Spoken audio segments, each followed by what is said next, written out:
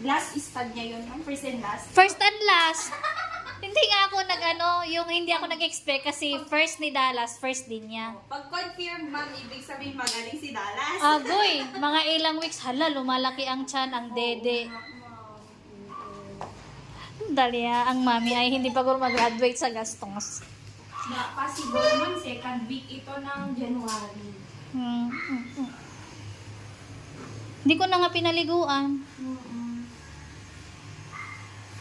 Love, bakit mo yun ginawa? Nagsampay lang ako. Tapos nakadiaper, nakadiaper kasi siya. Tapos, hindi, nag-lock talaga. Ang tagal nilang tapos, si Dallas kasi hindi ko pa dinayper. Hala, pagpasok ko nalingat na ako, hala.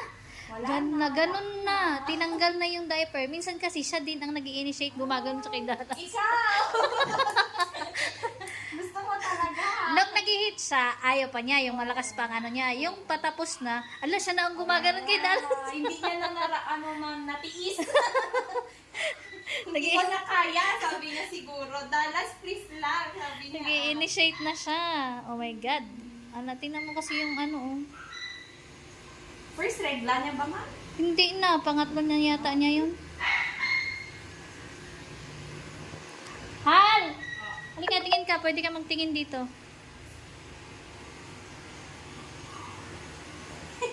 Sa prinsesa pa naman niya. Talaga mo kwento niyo, ma'am. Asar talaga to si Dahlia. Tapos medyo matakaw siya ngayon. Matakaw, tapos di na siya naglalaro. Gusto niya tulog. Tulog. Parang nasa kanya yung symptoms ng pagiging preggy, no, ma'am? Sana all nga eh. Tapos gusto niya laging mapag-isa. May play siya doon na doon lang siya sa ilalim ng damitan. Ang ganda na nga ng niya eh. Kaya baka